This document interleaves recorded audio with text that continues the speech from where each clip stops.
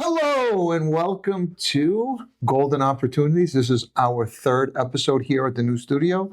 Thank you so much, Craig Escobar from Web Growth. I'm here with my co-host, Jonathan Silberstein. We both are brokers at Safe Haven Insurance. We have a special guest today, Iris Rivera from Rivera Resources. We actually partnered with Iris a couple months back, and we'll get into that. I just want to thank our sponsors. I want to thank David Gussin from 516-631-ADS, Cliff Flager from BXB Pro Connect. Is it Pro Connect? Dude, you messed me up over the... I think it's just BXB. Cliff Flager, Toronto. BXB Pros, okay? And Jimmy Caraco from Smash Hit Media. Thank you guys for supporting us always. Thank you for all the work that you do for us. Shout out to Craig Escobar from Web Growth and his partner, Gambino. Looks Gambino. That's it. Yes. All right, perfect. I was thinking like the other gangster. It's Craig Escobar and Alex Gambino. It's hysterical. Right. All right. So last episode, Jonathan and I were just kind of went into the basics of health insurance, right? So we spoke about the different types of health insurance, group health insurance, individual. We spoke about a little bit about deductibles and co-payments. So you and I work with a lot of companies, right? And that's why we partner with you, Iris. Hi, Iris. Hi, James. Hi, Jonathan. You're good. Thank you for having me. Yes, You're I'm good? All right, good. perfect. Thank you. So we partnered with Iris. We know Iris. Well, I know Iris for a couple of years now. She has an HR human resource consulting firm. She's also bilingual. She does translations. So you're amazing. So Thank you so much, James. You're very welcome. I appreciate it. So we thought it valuable to bring you onto the team, right? We work with a lot of companies, and it's nice to have a second set of eyes when it comes to HR, because there were so many things that I didn't know when I had previous businesses, and I learned the hard way, right? So what's going on, Iris? So that's the thing is you learn the hard way. So HR is what I do. I love what I do. How'd you get started? How'd you say oh my goodness, I want to do HR? Huh? So I have to go back. Okay, go back. Tell your story, girl. Yes. So my parents were immigrants, worked very hard at a manufacturing company years ago. And as I started to grow in my career, I had the opportunity about 25 years ago to work at a manufacturing company. And I was the intermediate between the employees and the owners of the company. And it gave me the opportunity to really learn, not the culture, it is my culture, but also learn the issues that come up when you're dealing with employees, when you're dealing with legal compliance. It is very important to know that even if you have one employee, you need to make sure that you're legally compliant, not only from a standpoint of labor law posters, but even one employee, you need a handbook, you need an onboarding process. Yeah, we're going to dig into all of that stuff, but your story. So, okay, sorry. No, that's all right. So going back 25 years, I started in my career, I started in HR, in a manufacturing company, very admin. Okay. And as an admin assistant, single mom, 3 kids. And as I was raising my kids, I was also wanting to better my career and climb the ladder and grow. So I was given the opportunity to grow within the HR team, and I did every aspect of HR. I started as an admin, then worked my way up to a generalist, then manager. I did everything that is part of, the HR world. And once I climbed the ladder, I became the HR director for a very big company here on Long Island. It's amazing. Yes. A lot of hours I put in, to get there. After 25 years, I decided now my children are adults. Let me take the leap of faith and do my own thing and create my company, Rivera Resources. And what I do is I do it because, again, going back to my parents being immigrants, I always thought of them working and not having anyone there as a voice. And that's why I got into HR. And that's funny because, you and I are both a part of the Hispanic business circle, right? Believe it or not, I'm Spanish. Wow. Right? My grandparents came here. They're immigrants, very similar to your parents, but I'm third generation, right? So I guess I think so. Yes. They're first. My mother's second. So I'm third generation. My grandmother came here from Ecuador, and we have very we have a lot of similarities when it comes to that because they didn't have a voice, right? So it's super important. So Yes. that's great. Yeah. And that happens a lot. You know, a lot of employees get, get lost within what their day-to-day job is. They don't have anyone there that they can really trust or go to. So I became that person for all the employees. So like a small company. So Jonathan and I work with some companies that have, just it's a mom and pop shop, right? Two employees, husband and wife running the company. Some have 6, 7 employees. Some have 10, 20 employees, right? So and then, some have 6,000. Right. Those, some have 70. So those larger companies have an HR department, right? Is there like a rule, like where you need an HR department? The rule of thumb is that if you have 100 employees or more, for the most part, you have one HR person in the company. When you have less, you can get away with not having an HR. However, it does become difficult for the owner of the company to keep track of everything when it comes to being compliant. It's a lot. And an example, and that's really why, I do what I do, and I'm sure you have a similar story, but, I had many businesses in the past, right? And they were smaller companies, 20 or less employees.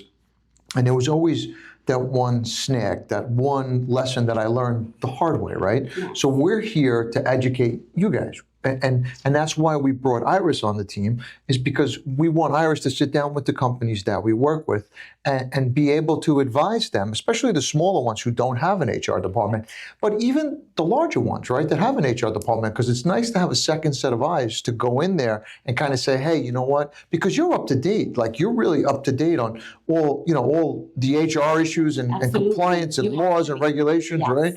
So a lot of times, for those companies, I'm not saying that they're not up to date on compliance, but it's nice to have a second set of eyes just to kind of do an audit, right? I mean, obviously you have an accountant go over your books to make sure that everything's in order, that you're not missing anything. Why not have you come in and go over that? So when should someone engage in a person for HR work? Because, there are certain payroll companies that offer an HR, employment. I feel like those HR companies, they are not those payroll companies. It's like a blanket HR. Like, what are your thoughts on that? Because there are a million payroll companies, and they all have HR, the HR assistants, or HR subscription. Like, I know one of them. What was the number they told us? It was like $5,000 or something, $6,000 a year, some crazy number. And it was pretty basic stuff that they were giving you. It wasn't like they had you, on their speed dial. So and it should be specific to the industry and the company, I would assume. Well, specific when it has to do with HR, yes, there are specifics when you're talking about a handbook, right? You have to make sure that you're putting everything in there that's specific to your field, to your industry. However, what I have found is with these payroll companies that offer HR,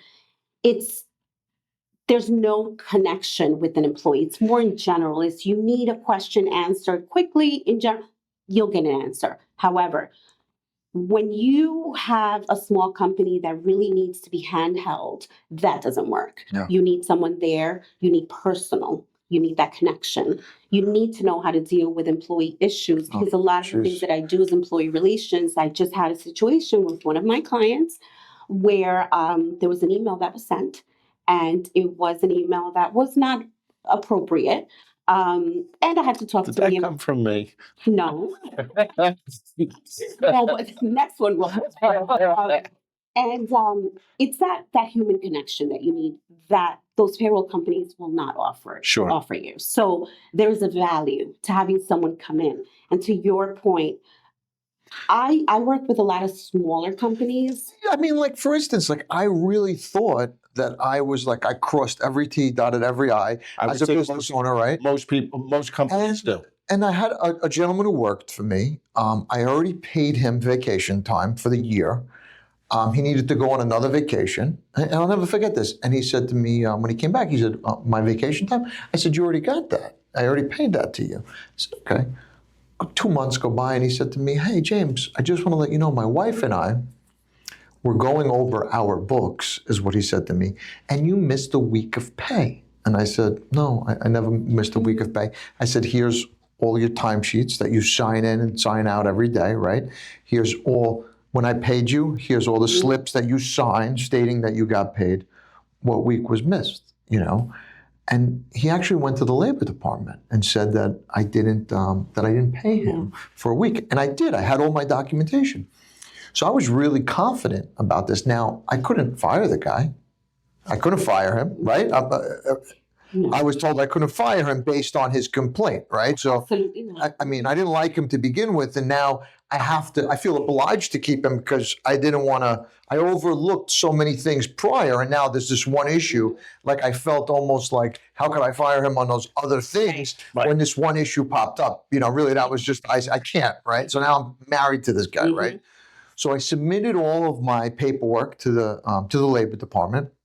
And they came back with a decision. They said, and how did you pay him? Did you pay him in cash? "No, I paid him by checks. By check. By checks." Okay. So I had my checks, right? I had his pay stubs. I had the canceled check. You know, the canceled checks. Okay. Yeah. I had his timesheets, and I had that he signed for each check, right? So everything matched up, right? So the labor department told me I had inadequate bookkeeping. Is what they told me.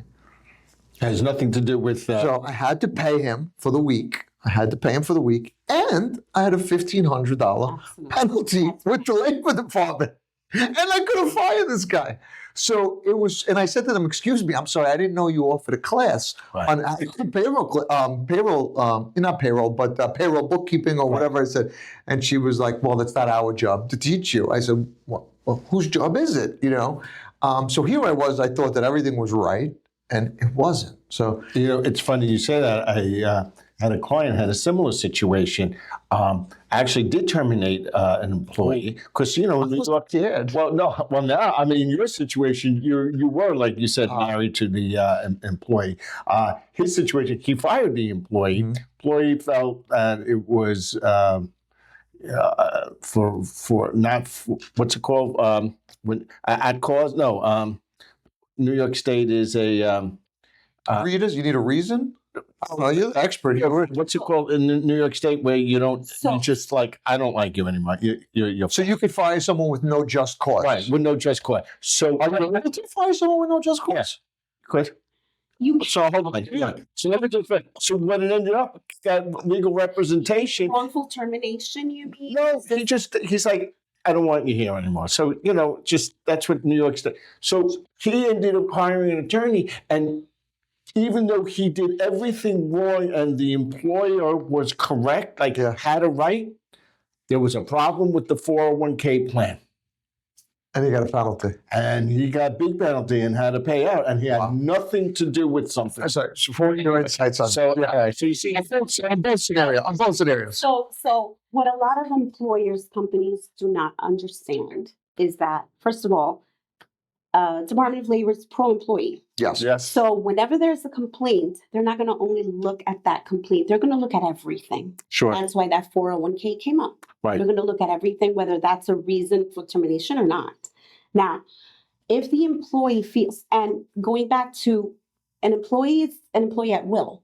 They can leave when they want. Thank you. That was the term. They can leave when they want. An employer can terminate when they want, supposedly. However, as an employer, you need to protect yourself and make sure everything is documented. That's the big thing here, is you need to make sure if you're going to terminate someone, you need to have some type of... So like you were late on this day. Right. Some type of documentation that will support. Do you need to discuss it with the employee? Like, so for instance, let's say Bob was late. And I said, hey, I put down in Bob's employee file, Bob was late, 1:17, you know, he's 15 minutes late. So I need to talk to Bob about that, or I could just write it down on his phone. You can say. But you got to bring someone in. You were late. Whatever. Documented. Do you need a witness for that? Thank you. That's the way. You know, it's always good to have someone there because it's your word against theirs. And like I said, it's pro-employee. Iris. So you want to make sure. Call Iris. So one of the things that I always urge employers is documentation is very important. Right. Verbal, written, final. If you show that progressive discipline, for the most part, you'll be fine. Right. But just to terminate someone because something happened that day, unless it's something that's egregious, that really is I love that word. that really is a reason for that termination, that there's no other way around it but just terminating that employee. It's a different story, but for Like the if they're most walking out, Hang with, on, hang on. it's like they're walking out with the printer or something. We work with so many or businesses. someone hits someone, Yeah, that right. there's some So violence here's the involved. thing, and this is funny because we work with a lot of business. I had a lot of business. I had a lot of employees, many different demographics, right? Many different cultures. Sure. And I was scared. Once I had a homosexual guy work for me, right? And I had no problem with it. I loved the guy. He was so funny. We got along great till he started dating somebody in the company. When they broke up, it was a nightmare. It was violent. They were throwing things at each other. And here I felt trapped. Like, if I fire him, they're going to say, I fired him because he was a homosexual. But meanwhile, he's mistreating another employee and he's being violent. And I was like blown away. And the other employee ended up getting an order of protection and the guy couldn't come to work anyway. Okay. But it was out of my hands at that point. But these are crazy stories that people do, these things happen. All the time. Yeah. It's wild. And I don't know how to handle these things. But how great it is to have you So on speed dial. All Iris. yes. What was that show on Netflix? Call Saul? What was it? Yeah, a Better Call Saul. Better Call Iris. Well, You should do that later. You should Better Call Iris. That should be like your tagline. There you go. Things, all these things happen in the workforce and they happen more than we'd want them to happen. And I think when you have a smaller company, going back to that part of it, we don't think about those things, because you think it's like a family, we're going to work things out. Nothing's ever happened. That's right. We're all good. Everything is fine. All you need is It's one. Not. All you need is That's one right. whistleblower. You're That's right. All it. you need is one. Absolutely. And so even with one employee, you have to make sure you have a handbook in place that talks maybe about relationships in the workplace, that really details the do's and don'ts. So as soon as you hire one employee, right, you need a handbook.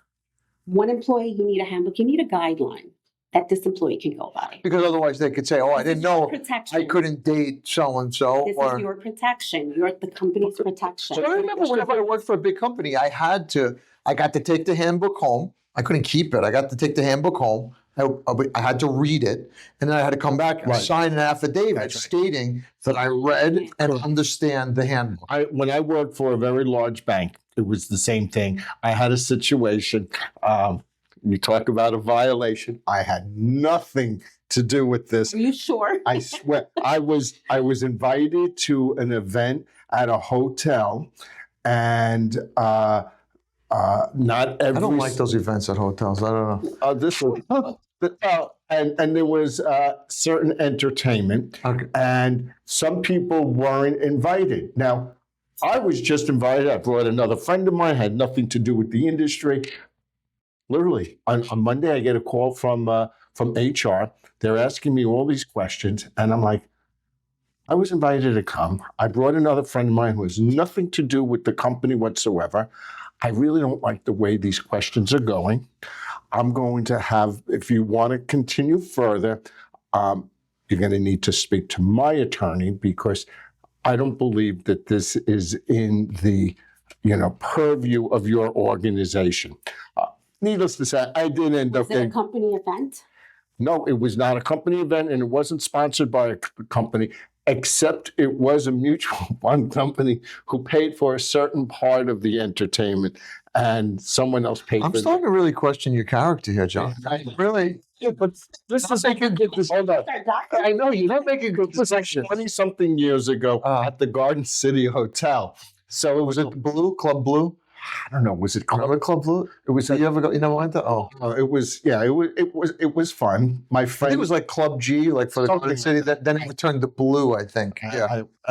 But yeah, but looking back in retrospect, I understand why HR called because they wanted to get information.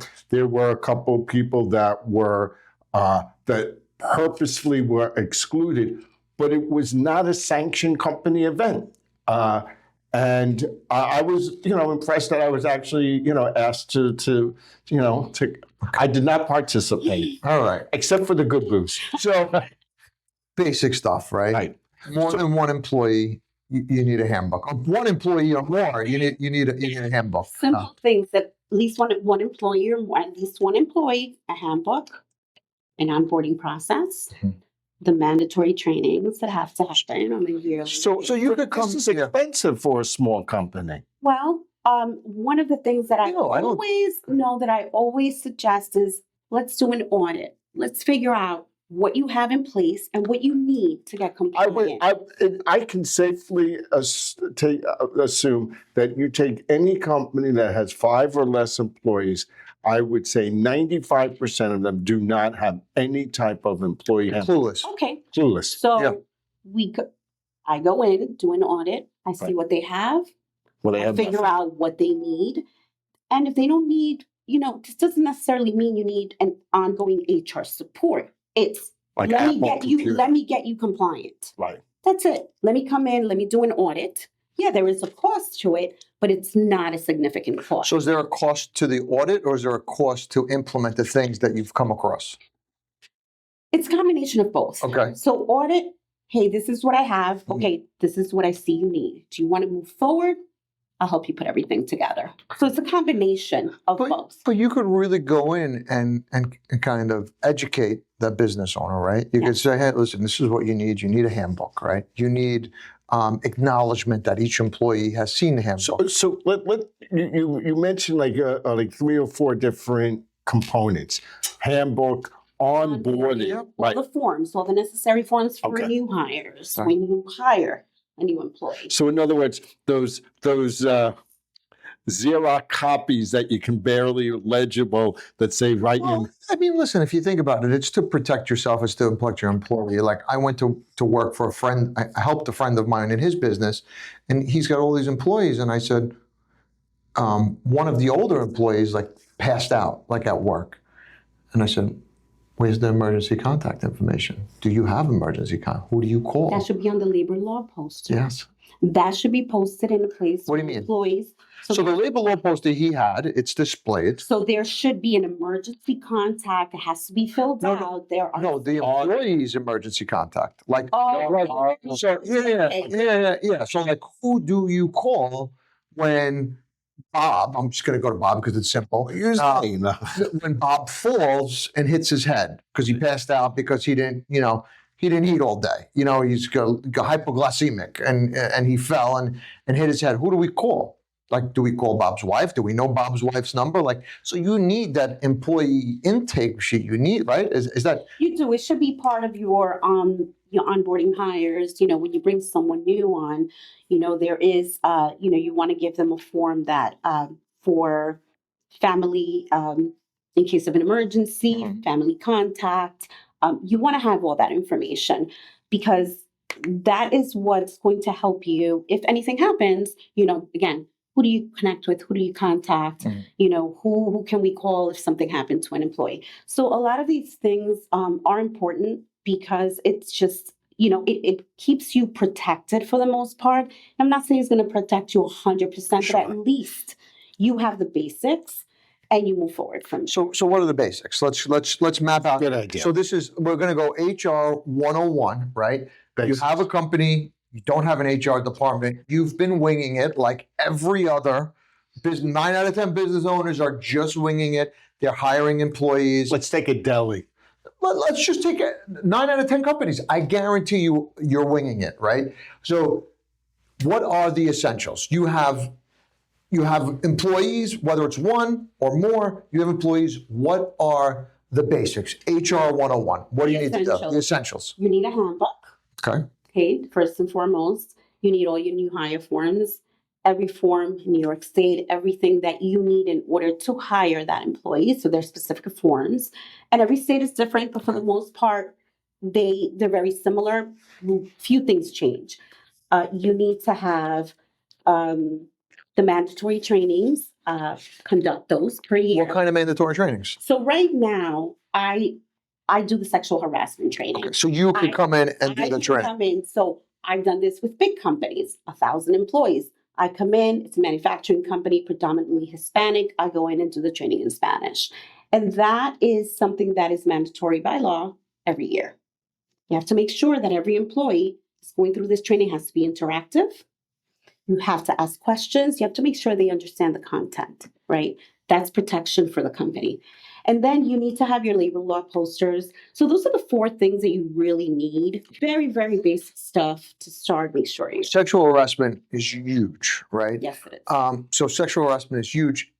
I mean, time has changed, right? There was years ago, like whatever you said, a lot of women were said improper things to, and they had to kind of take it on the chin, right? So they always, right? Am I right or wrong? Yes, Yeah. you're right. So things have evolved to protect everybody, you know, women, men, everybody's equal, right? So you can't say something to, you know, a woman, right? Like you can't say, hey, you look great today, or you smell great today. Can you say those things?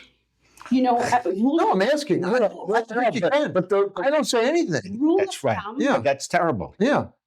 I see. I think it's gone the other way, but okay. Answer the rule of thumb. In rule of thumb is if you have to think about what you're going to say, Don't say. don't say it. That's a good point. And for the most part, if you're going to say that to someone, you have to really think about it. Just don't say it. We live in a world right now where things have evolved so much. And again, it's not only towards women, it's also men, women. Oh, yeah. I had Sexual harassment and harassment in general. You know, you can have harassment towards an employee can feel harassed by a manager, by a supervisor, making their work difficult. They feel a certain kind of way. They feel they're being picked on. That's a form of harassment. A man speaking to another man in a way that's condescending or in a way that could be offensive, that is harassment. A lot of it. He's pointing at you. Yeah, okay. It feels like we've always pointed and finger at him. So he figured he would just deflect and okay. Yes. No, but sexual harassment, this training is very important for a lot of Super reasons. important. And I think that when you have an organization, no matter how small, it's important that employees are trained in this. Listen, I think about my sister, I think about my wife, I think about my daughter, right? If they're working in a company and you know, inappropriate things are being said to them, I'm gonna you know, I'm gonna fly off the handle. Yeah, I really am. But there are those sexual harassment training programs, and people should really be aware of it, because I would lose my mind. Like, you know, I would really lose my mind if someone disrespected my daughter, my wife, you know, or my children, you know. So it's, you know, I've been on my own for many years, and I think about when I first started, we had none of this. No. We had none of this, and at this radio station that I worked at, and I forget being fired. I'd be put into jail, but not just me. Everyone would be put, because it was just the environment. But that's why these laws are put in place. You know, is to protect you know, your rights. I mean, really.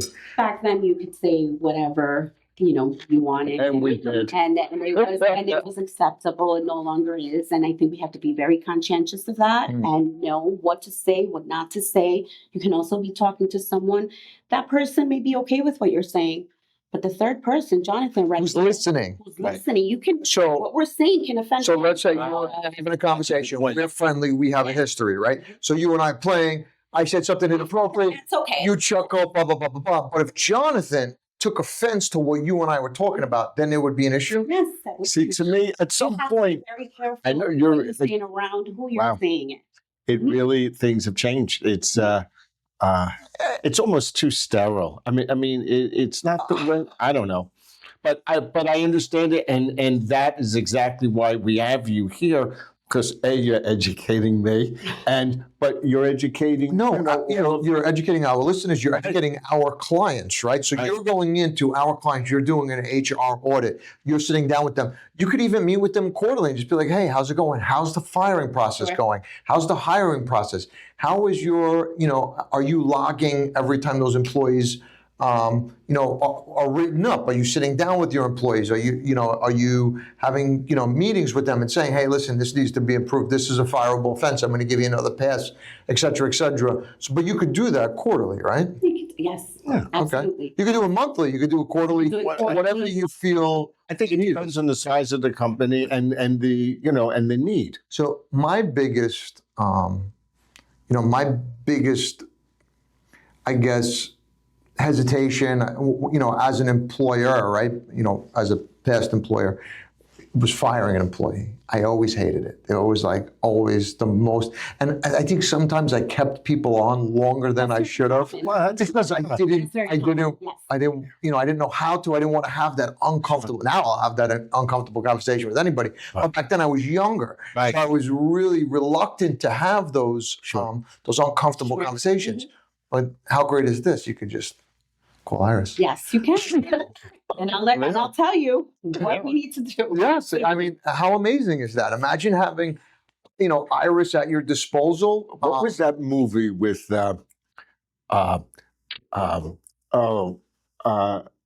George Clooney?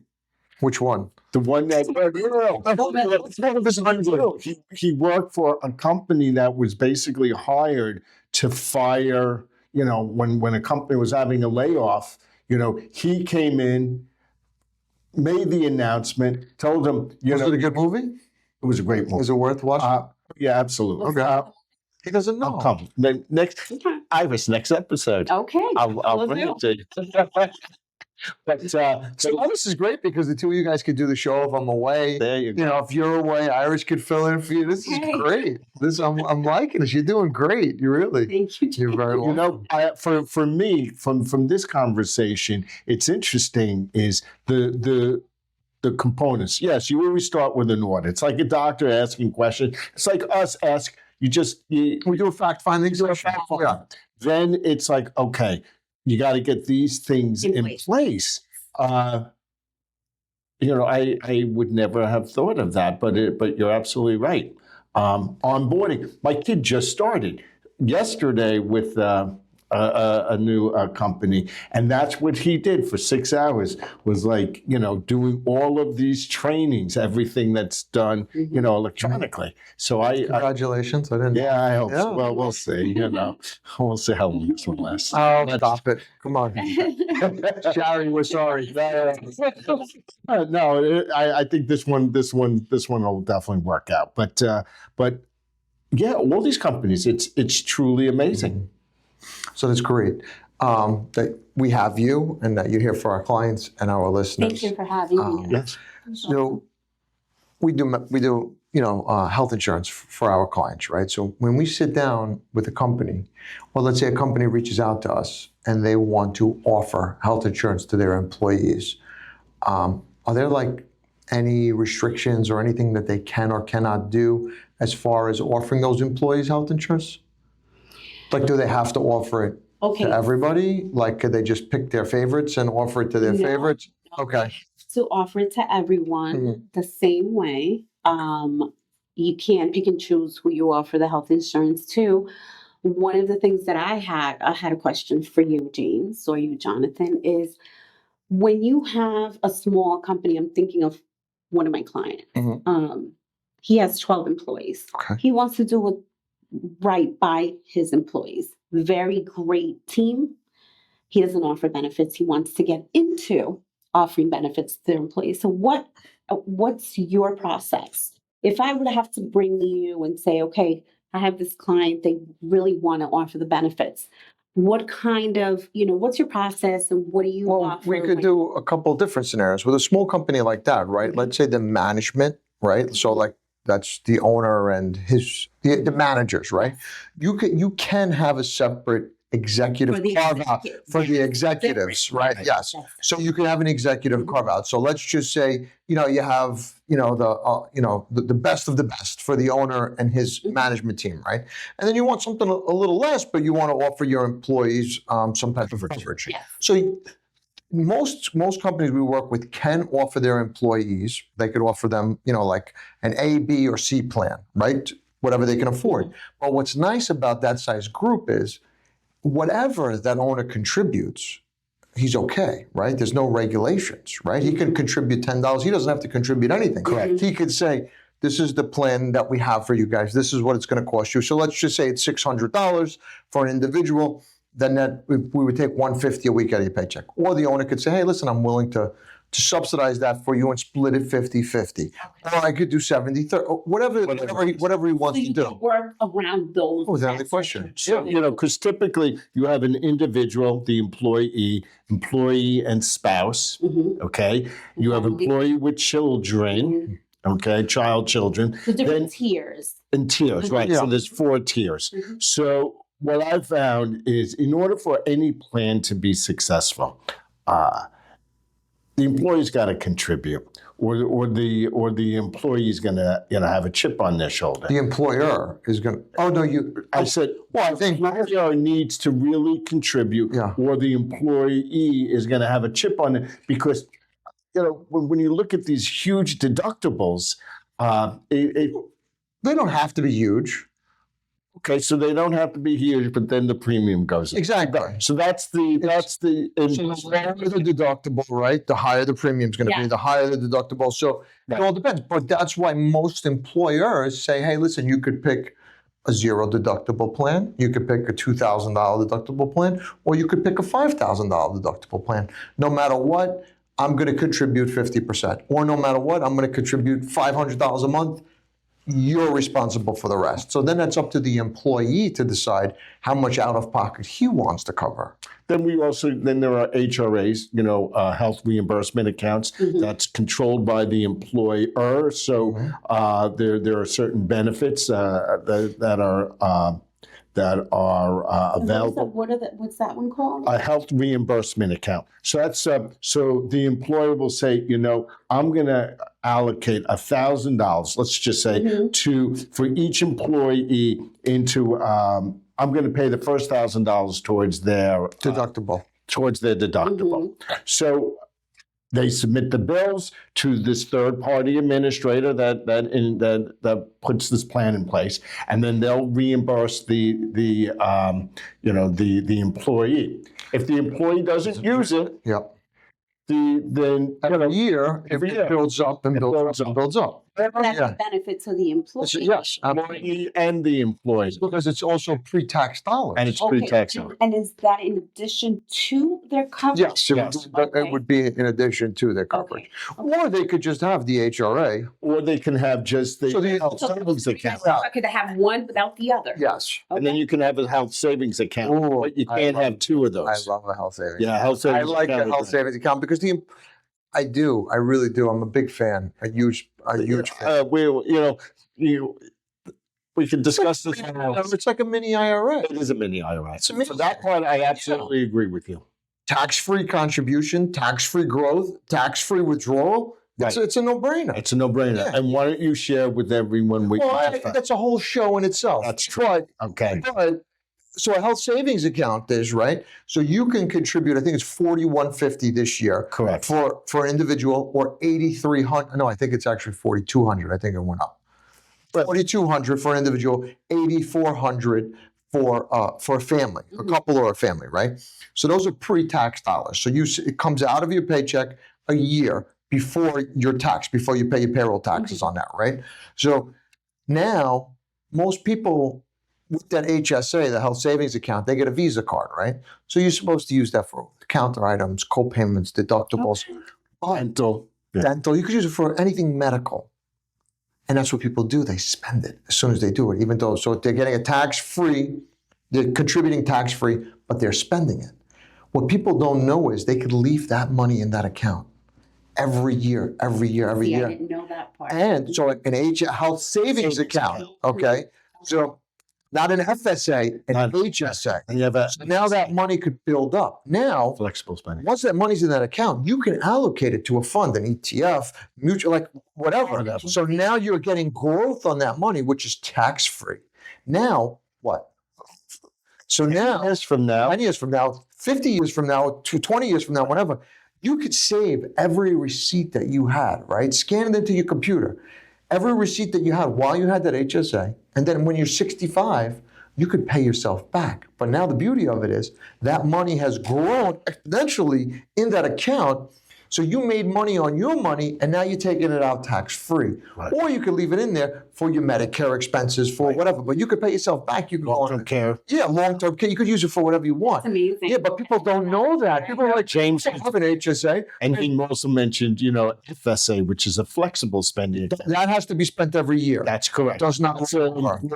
that's an employer-sponsored. HRA is an employer-sponsored, but HSA. an HSA health savings account is employer, but it's controlled by the employee, and the employer has the option of putting monies into your health savings account. Okay.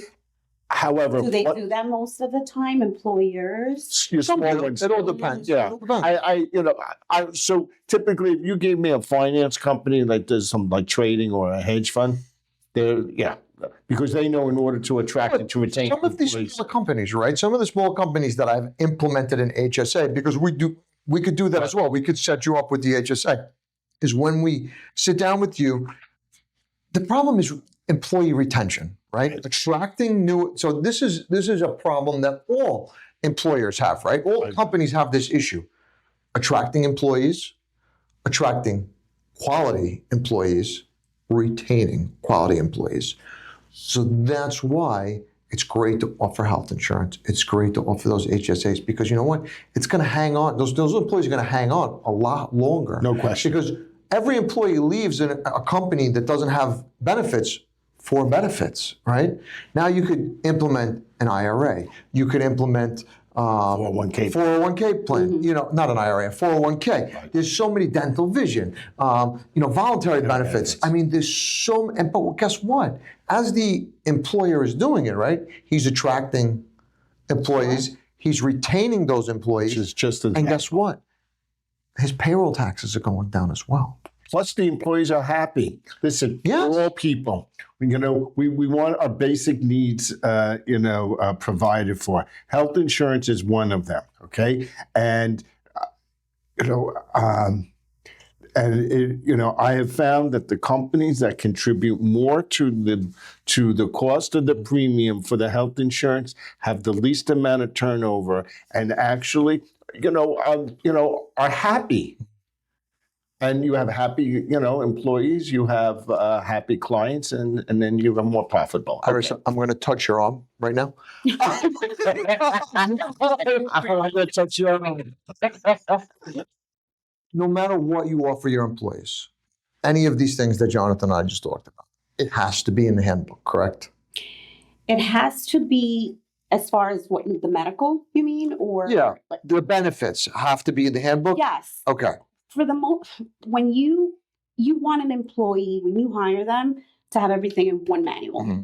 You want to make sure they understand time off, which is a very big benefit nowadays. In the past, when we're still in the workforce, but back 20 years ago, time off wasn't such a big deal. You just worked and you took time off whenever. Now it attracts talent, time off, benefits, but affordable benefits. Right. When we talk about medical, I do hear a lot, of employees, it's so expensive, that every year it's higher and higher. But these things are important. And yes, they should be in the handbook. Maybe not in so much detail, but what is offered is important for it to be in the handbook so that the employee, whatever employee you're hiring, is aware of the And benefits. if you choose not to go on the company insurance, when is the next time you're eligible to go on to the company insurance? And you need to sign off on the fact that you chose not to go on. Now, a question for you guys, Sure. and correct me if I'm wrong. If you're a new employee, there's a new employee, they don't go on medical for 90 days, I'll say. Okay, so let's say there's a 90-day waiting period. There's a waiting period.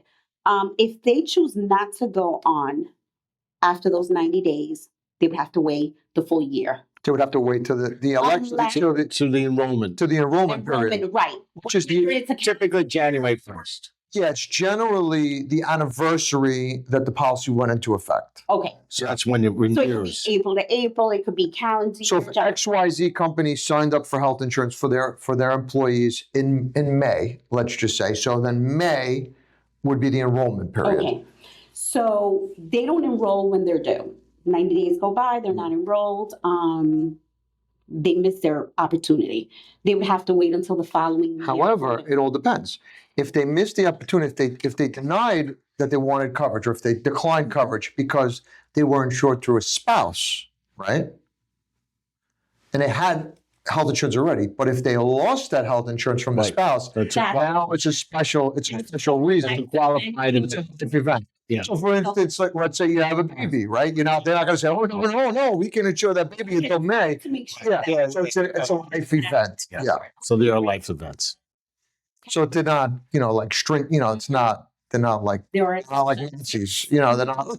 there are exceptions. Yes. Yeah, there are exceptions. Yes. So It's great stuff. yeah, this is awesome stuff. But this is why this is the dream team here. We got Jonathan, Iris, and James. Come on, this is any questions that you have, please reach out to us. Again, if you like this video, please like it, share it, subscribe to our channel. We're going to put out a lot of great stuff. I mean, come on, Iris, this information is like, I couldn't even put a value on this, right? Thank I you. agree. So they have to put it in the handbook. So that's super important. So anybody has any questions, they could reach out to you. They could reach out to us. We could connect you guys. Listen, I've had so many jobs, right? Growing up as a kid, I've been working since I'm like 11 or 12 years old. It's like some obscene number. Like there was labor laws and I wasn't allowed to work, but I was working, right? We all are. And some of the jobs that I had, like my boss was like a real jerk, right? Like they felt like they could say and do whatever they want. They could yell, they could scream, they could have tantrums. And I was amazed at like some of the stuff that I saw as an employee, like when I was younger in high school. Like I was like, I never, ever, ever, ever want to behave like that in front of anybody, let alone an employee, right? I want them to like and respect me. I don't ever want to behave like that. And I know it still continues because my son is in the workforce, your son is in the workforce, and your daughter's in the workforce, and you hear stories like, oh my goodness, like that's not allowed. Like, what are the ramifications like for? So I'm gonna Is it like, or like people like, because people are like, I don't care, this is my company, I'm gonna do whatever I want. What are the ramifications? What could happen if? Well, first of all, And will it happen? Like that's there's liability there. And Okay. I'll tell you why. I'll give you an example. So I know someone that was present when the owner of a company spoke to an employee, happens to be their manager, and spoke to their employee in a very degrading way, was very upset about the way something had been done. And he didn't just speak to her, it was in front of everyone. Sure. And the employees that were there saw this, felt bad for it, felt uncomfortable.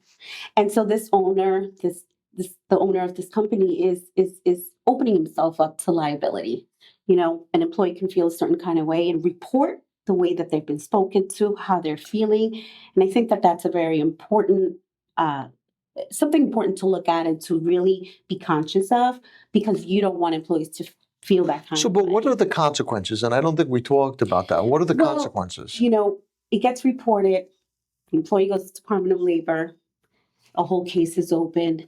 This doesn't happen overnight. This is a long process. You start, they put in they report this, and then they start to investigate the employer. They come in, They're going to talk to every employee. They Yeah. talk to witnesses. I mean, this is a long drawn process. Do you help companies with a Labor Department investigation? So I haven't passed, Mhm. not something that I do now, but this is what I do is prevent this from Prevent, happening. okay, That's sure. where I come in. Okay. Okay. Well, I guess somebody would need a labor law attorney then, right? Exactly. Oh, okay. There So you you're there for the I'm prevention preventing thing. that. Okay. But once it gets to that, there are things that I'm not an expert at. That just goes to another. Frustrating, It is you know? frustrating. Well, you gotta understand that, like your employees, they look up to you, right?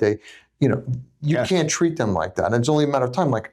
So for instance, I was at, I went for my captain's license, right? Mhm. And I was at the school where I was getting my captain's license, and the owner of the school and his assistant had some type of toxic relationship, like together. Like it was really bad.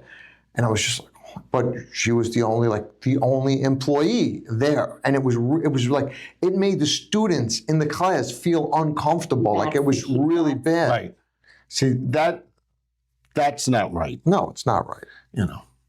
But And these are the things we need to really think about. Yeah. You know, I think that, you know, as an owner, as a manager, you need to treat people with respect. You know, things can be reported based on how that employee is feeling. If it's happened often, you're just opening yourself to liability when you do treat people with that, and it's just not okay. Good. Mm-hmm. Now, Iris, to our listeners, anybody has any questions about HR, how do they get in touch with you? They can have my website, riveraresources.org, or you can reach me at 631 54. I'm sorry, I think I forgot my number, my business number. How about email? Yes, my email is iris@riveraresources.info. Okay. You can reach me that way as well. And you could also track Iris down. I'm sorry, that's all right. 631-504-0223. You can also track Iris down at Safe Haven Insurance Agency. She's on our web. You could schedule an appointment there or just reach out to us at safehaveninsuranceagency.com to find her or schedule an appointment with Jonathan or myself. Thank you so much for tuning in today. Thank you guys. You guys were amazing. Thank you. Jonathan's great. Iris, you did great. you did great. You did great. He was very nervous, but she hit it out of the park. Yes. Thank you guys. Definitely Made hit it out of the wonderful park. for me. Please like, subscribe, and share. Yes. And again, I just want to give a shout out to our sponsors, David Gussin, 516-631-ADS, Cliff Flager, BXB Pros. Pros? Yeah, BXB. This has been going on for too many weeks now. All right, so we got to do it. Jimmy Caracco, Smash Media, and I want to thank our hosts, Web Growth, Craig Escobar, Alex Gambino, Yes. and Pratik, our editor. You guys are awesome. Thank you so much. Tune in next week. We got another great show, and we're looking forward to seeing you again. Thank you. Thank you.